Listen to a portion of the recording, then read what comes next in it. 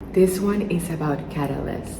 So God, higher self, all that is, will keep sending you the same situation over and over and over until you pay attention.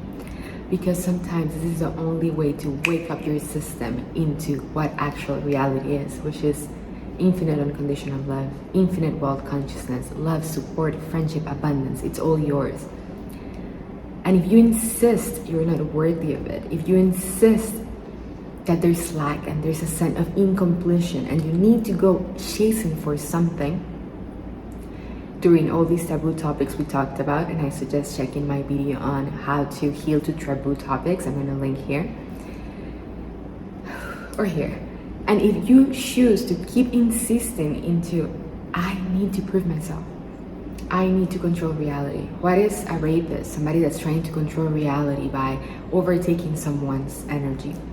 What is a killer? Somebody that's trying to control reality because it gets a payoff or a juice by killing someone.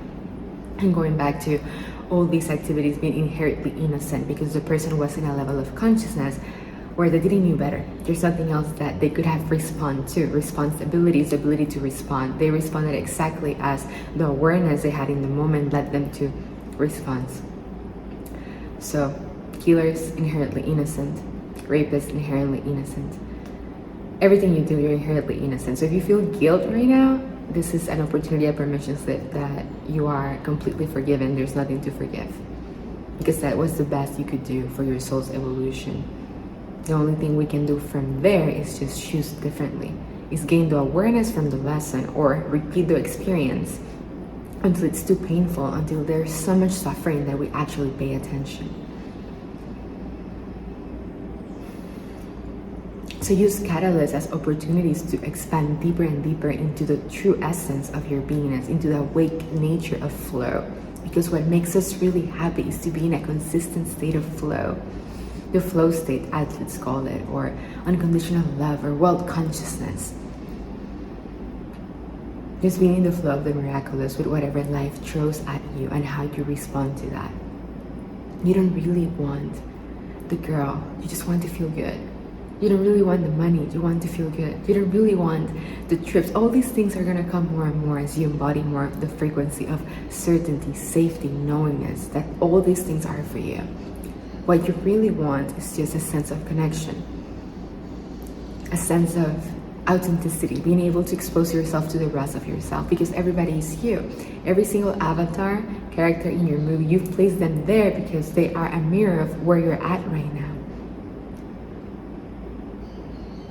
The thoughts in your mind are reflecting them back to you. So we're all serving each other.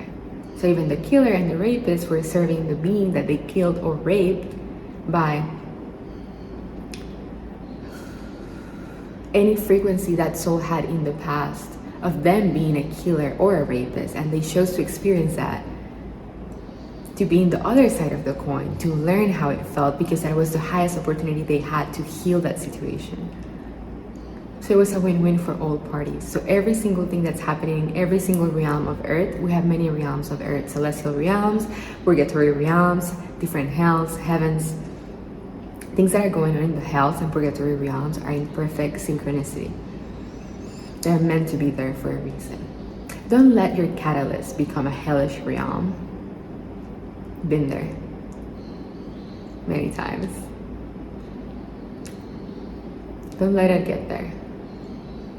Allow simple catalysts, just contraction, uncomfortability, a reflection from a good friend. Allow those simple catalysts to slip you back awake and be like, what is this showing me about myself? What is this teaching me? What is God trying to tell me through this person? We're all aspects of God. We're all God talking to each other. Some gods are punishing gods. Some gods are guilty gods. Some gods are just gods of unconditional love and complete abundance and joy. Live with the gods of the celestial realms, unconditional love, abundance, and joy. How? By noticing when you feel that sense of, I'm uncomfortable. And not from the sense of uncomfortable, go seek something to fulfill yourself. Remain in the awareness of, I'm already whole and complete. And this discomfort is just an opportunity to see, where can I align myself more into the embodiment of what I am? So there's nothing to fix. There's nothing to get to. It's like a rabbit chasing a carrot or a dog chasing its own tail. You're not finding it in the fixing, in the chasing. It is in the space in between thought where the awareness of that peace, love, bliss exists.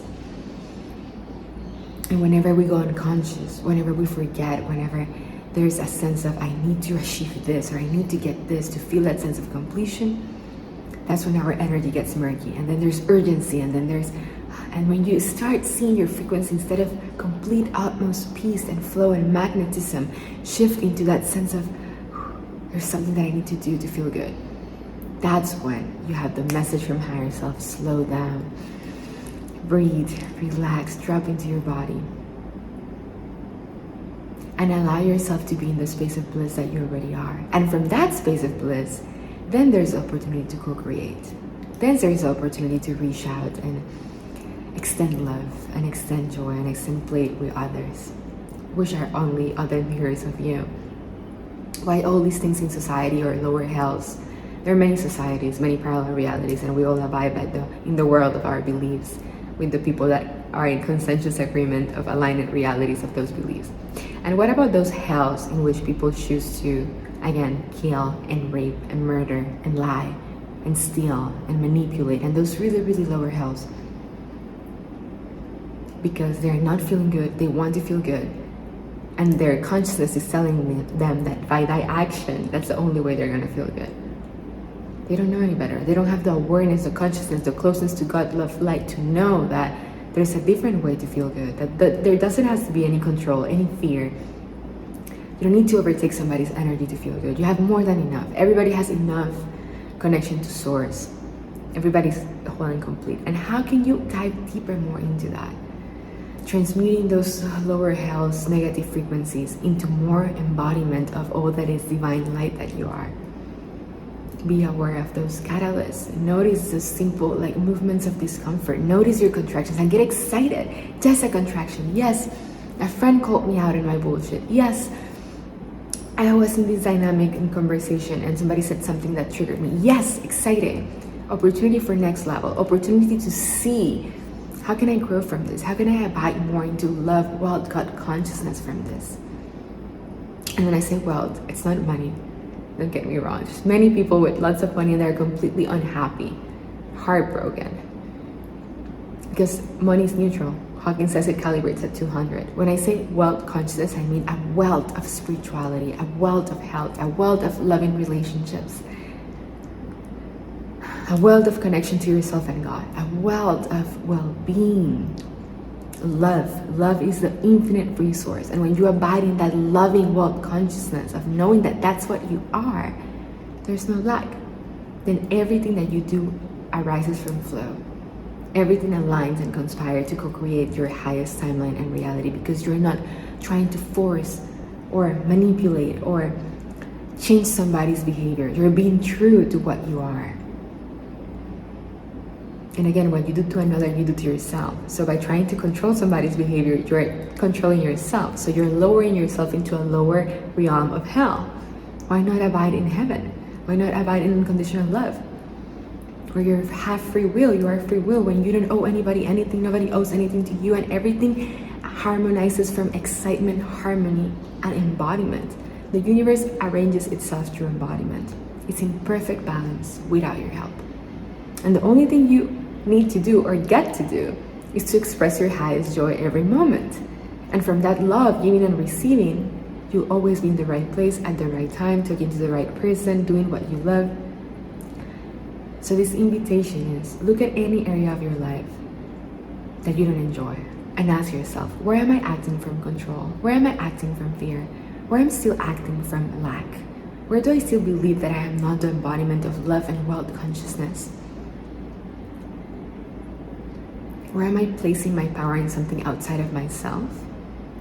And from there, you're going to have the awareness to feel those catalysts. When there are small catalysts, you don't have to let it become a whole life breakdown. And if you're in the breakdown, amazing. Been there many times too. Opportunity to choose differently. Opportunity to go up. Because from rock bottom, there's just up, my friend.